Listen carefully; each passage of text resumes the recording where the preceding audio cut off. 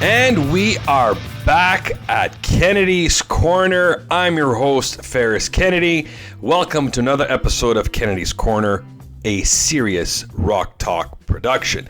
As always, we are always traveling at a speed at 33 1/3 RPMs, where your new vinyl listening destination will bring you to a new horizon. Today, ladies and gentlemen, I am going to focus on a legendary singer-songwriter from the Heartland, a man that grew up on a farm in Indiana and became one of those rock legends of singing and songwriting. That's right, for those of you that know me, I am a big fan of John Cougar Mellencamp. He is one of the prime artists in our generation, and I'm so honored to talk about him today. Today I'm just going to highlight a few of John Mellencamp's success, a few albums, some little fun facts, and just keep things nice and light. John Mellencamp was born on October 7th, 1951 in Seymour, Indiana, to a family of German and Dutch descent. He faced a challenge of spina bifida at birth, which required corrective surgery during his infancy. At age of 14, he formed his band Crepe Soul. In 1972, Mellencamp enrolled in Vincennes University in Indiana, where he played in various local bands, including the glam rock Trash, named after a song by the New York Dolls. So Trash, that's not a bad band name, I guess, depending what kind of music you're playing, but this is John Mellencamp. Creativity already started at the early steps of his life. During this time, he also worked as a telephone installer in Seymour, ultimately deciding to pursue a music career that led him to New York City in search of a record deal. I've always viewed Mellencamp as one of the great singer-songwriters of the classic rock era. I have him up there with the likes of Bob Dylan, Neil Young, Andy Kim, Neil Diamond, and Bernie Taupin. John Mellencamp is an iconic figure in American rock music, known for his distinctive blend of Heartland rock and folk influences. Emerging in the late 1970s, he quickly gained recognition for his storytelling ability, which often reflects the struggles and triumphs of everyday life. His music resonates with a wide audience as it captures the essence of American culture, addressing themes such as love, loss, and social issues. With a career spanning several decades, Mellencamp has produced numerous hit songs, including Jack and Diane and Pink Houses, which have become anthems for generations. Throughout his career, Mellencamp has not only been a prolific songwriter, but also an outspoken advocate for various social causes. He has used his platform to raise awareness about issues such as rural poverty and the importance of community. His commitment to these causes is evident in his music, which often serves as a commentary on the American experience. Mellencamp's influence extends beyond his music. He has also played a significant role in the evolution of the rock genre. By incorporating elements of rock, blues, and country into his sound, he has paved the way for future artists to explore a more diverse musical landscape. His dedication to authenticity and storytelling has inspired countless musicians, making him a pivotal figure in the industry. As he continues to create and perform, Mellencamp remains a vital voice in American music.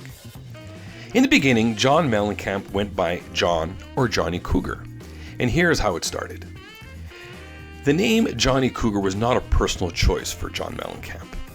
Rather, it was imposed upon him by his first manager, Tony DeFries. Tony DeFries is also the manager who managed David Bowie. In 1976, DeFries believed that Mellencamp's original surname, which has German roots, was cumbersome and not easily memorable for potential listeners. He felt that a more marketable name was essential for the artist's success in the competitive music industry. The decision was driven by a desire to create a persona that would resonate with audiences and enhance record sales in the quest for a more appealing stage name. DeFries and his team sought something that embodied distinctly American spirit. Evoking images of excitement and wilderness, they considered several alternatives, including Johnny Indiana, Puma, and Mustang, but ultimately settled on Cougar as a most compelling option. This choice was intended to project a sense of energy and allure that would attract listeners and help establish Mellencamp's identity in the music scene. Despite the marketing rationale behind the name, Mellencamp was reportedly unhappy with it and only learned of its adoption when he saw it printed on the cover of his debut album, Chestnut Street Incident. Faced with an ultimatum from the Fries, either embrace the new name or forfeit the album's release. Mellencamp reluctantly accepted the change. Over time, as his career evolved, he gradually reclaimed his original identity, transitioning from Johnny Cougar to John Cougar, then to John Cougar Mellencamp, and finally dropping the stage name altogether to become John Mellencamp by 1991. This journey reflects not only his personal growth as an artist, but also his desire to assert his true self in the music industry. Which leads me to his thoughts on awards. Now, for those of you that listen to the show, you're all aware how Dr. Clark, myself, and Stephen Wheeler are not really big on award show. Grammys, Junos, anything related to music, Rock and Roll Hall of Fame, it has its ups and downs. We always like to question who, what, when, and where, and how are being inducted, won, and whatnot. But John Mellencamp, he has made it clear that he holds no regard for the Grammy Awards, openly expressing his views during a recent episode of Bill Maher's Club Random podcast. The iconic musician stated that the event, often touted as music's biggest night, holds no significance for him. He revealed that he has never attended the Grammys, and when Maher mentioned his own experience at the Golden Globes, Mellencamp quickly dismissed both awards as inconsequential. He emphasized that they mean nothing to him, even going so far as to say they mean less than nothing. While he does appreciate the Grammy Museum, which has locations in cities like Los Angeles, Nashville, and Cleveland, alongside with Mississippi, it is evident that the awards themselves do not pique his interest. Well, throughout his illustrious career, Mellencamp has received 14 Grammy nominations but has only won once, taking home the award for Best Male Rock Performer in 1983 for his hit Hurts So Good. Despite his nominations, he has never performed at the Grammy Awards ceremony. However, he did participate in a special Hall of Fame gala in 2025, where he honored Republic Records. Additionally, he took to the stage at Music Care's Person of the Year in the event of 2015, a Grammy-affiliated event that celebrated the legendary Bob Dylan, showing that while he may not value the awards, he still engages with the music community in meaningful ways. That is a good way to state your career, because in other words, he is going there and honoring those artists before him that influenced him. So you know what? I respect Mellencamp for that, and I tip my hat because he actually took a stand and called out these award shows for what they are. Now, let's just run through a list of Mellencamp's albums that they rank. In total, he's got about 24 albums, so here we go. In number 24, they went with Chestnut Street Incident, which was released in 1976. Number 23, we got Cutting Heads, which which was released in 2001. We also have Other People's Stuff in 2018. Mr. Happy Go Lucky, ranked at 21, which was released in 1996. Now, this is like Mellencamp spent like the mid-90s focused on, rock, making his post-heart attack turn towards more friendly pop radio sounds. So you got to realize that he went through a little bit of a life transition when this came out. Rough Harvest coming in at number 20. That was a 1999 release. Plain Spoken in 2014. We have Nothing Matters and What If It Did in 1980. Sad Clowns and Hillbillies in 2017. Life, Death, Love and Freedom in 2008. How about the 1979 classic, John Cougar? Though still saddled with an unfocused sense of air quote rebellion, John Cougar begins a notable love toward ratty face style rock music. Why not? Queuing in mid-card here at number 14, you got Strictly a One-Eyed Jack. That was released in 2022, all right? So here we go with the later stuff. Sometimes when you've already established yourself in your career early enough, you kind of start wondering where you're going to go. 13, Trouble No More. 12, Dance Naked. Now, I really like this one because he did a beautiful rendition of Van Morrison's Wild Night with, that was his first duet with Michelle and Diego Uccello. This was fantastic when it came out in 1994. I love this album. I have this album. It's a fantastic album. Self-titled, John Mellencamp in 1998. Then we got Orpheus Descending in 2023. Again, here we go. Later albums, but again, a later album hit a top 10, so it's not bad. Human Wheels, this is probably my favorite album, I'm not going to lie. Even though it's ranked at number 9, I feel when this album came out in 1993, this was like right in my youth, my adolescence peaked. I really liked that song with What If I Came Knocking, and then Human Wheels. These two songs resonate with me as in my youth. I love those songs. Better Than This in 2010, we're in the top 8. Number 7 is Big Daddy. Number 6, Whenever We Wanted. And here we are into the top 5. And might I say the top 5 is not too shabby. Obviously, one of his greatest albums, American Fool, 1982, the belated breakthrough didn't happen by accident. Instead, American Fool emerged after 9 grueling weeks of sessions in which the perfectionist side of Mellencamp led to 2 sidemen firings. Can you believe that? John is a perfectionist, and Kenny Aronoff said that in his book. So you know what? He likes to be perfect at things, and why not? Number 4, Freedom's Road. Number 3, I like that album, actually. It's pretty good. It's got the Authority song. I love that. The Lonesome Jubilee. That's pretty good. It's not like Don Messer's Jubilee. This is a little bit different. It's the Lonesome Jubilee. And then obviously the number 1 album of all his albums ranked is definitely Scarecrow, which released in 1985. And this one here itself was the breakthrough album for John Mellencamp. Now, as we continue talking about the living legend himself, let's take a look at some of the little facts of John Mellencamp that are pretty cool, actually. So everyone knows that he was born with spina bifida, which he underwent a life-saving surgery as an infant. He grew up in a rural farming community, which was heavily influenced by his songwriting. He originally performed as Johnny Cougar under pressure from management, later reverting to his real name. He has secured 22 top 40 hits in the US. Key hits that we got here is his 1982 album American Fool. Major hits include Jack and Diane, Hurt So Good, Small Town, Pink Houses. Farm Aid, a very big thing for John Mellencamp. Along with Will Nelson and Neil Young, he founded Farm Aid in 1985 to support American family farmers. A little bit of art and film for John Mellencamp. He is an avid oil painter who has exhibited his work in galleries. And he also directed and starred in the 1992 film Falling from Grace. Awards. Well, he's been inducted into the Rock and Roll Hall of Fame in 2008 and the Songwriters Hall of Fame. He also won a Grammy for Best Rock Vocal Performance, the male category, in 1983. A little bit of identity struggle. He was famously forced by his first manager to use the stage name Johnny Cougar in 1976. He added his real surname back in 83, and then finally dropped the Cougar moniker for good in 1991.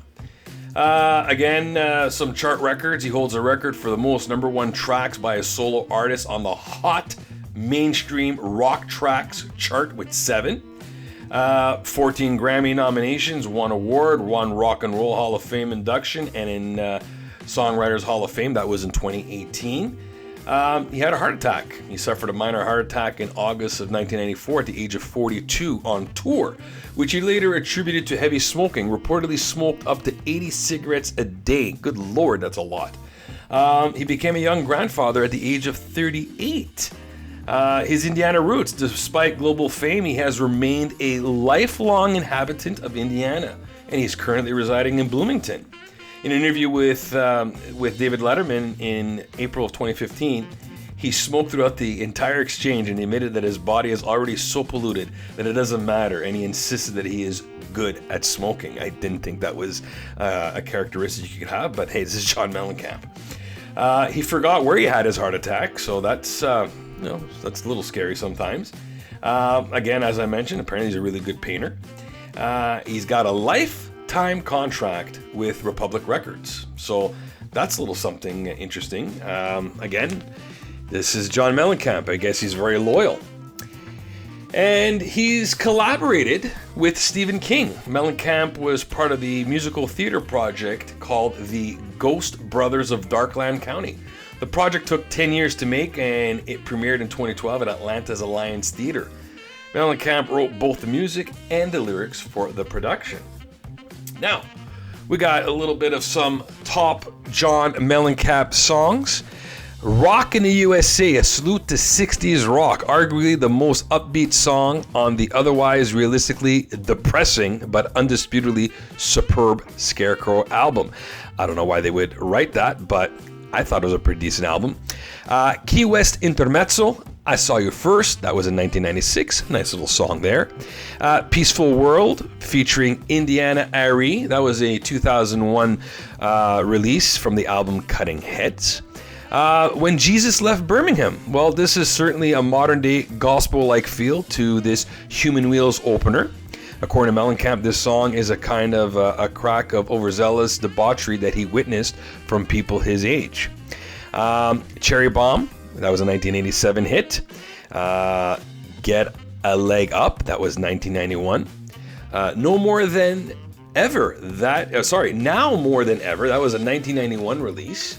And then we also have my favorite song, which was a 1993 release from the album Human Wheels, What If I Came Knocking. This is the middle of the 1990s, where Mellencamp was in his early 40s, still a musical force and truly capable of rocking harder than ever. What If I Came Knocking is arguably a force and truly one of those gems on that album, Human Wheels. I recommend a lot of you listeners out there to take a listen to that album. It is really good from start to finish. And it is also the last album, I believe, that Kenny Aronoff did, because he did about 16 years with Mellencamp as his drummer from 1980 to about 1996. Again Tonight, that was a 1991 release. Play Guitar, a 1983 release. Hand to Hold On To, 1982, that's from the American Fool album. Crumbling Down, 1983.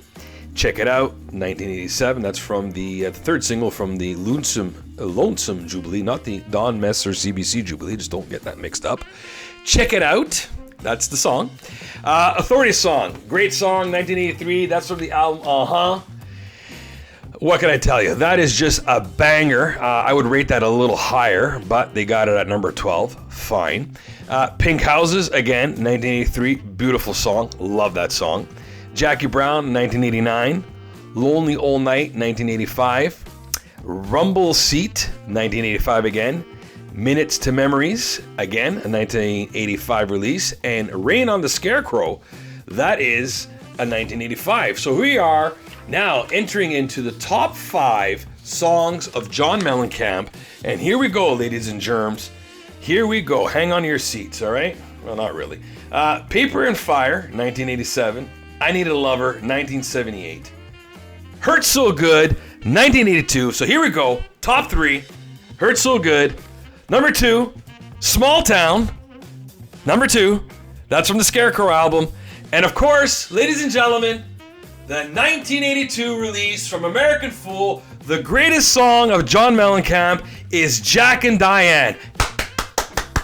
Bravo! I love that song. And here's a little tidbit of trivia. If you go to any bar in the States and you ask the bartender, can I have a Jack and Diane? A Jack and Diane is very simple. It's a Jack and a Diet Coke. I love that drink. I love it. Love it! Now, in the end, I want to end off with John Mellencamp's musical journey is a compelling narrative that spans several decades, marked by his distinctive blend of rock, folk, and heartland music.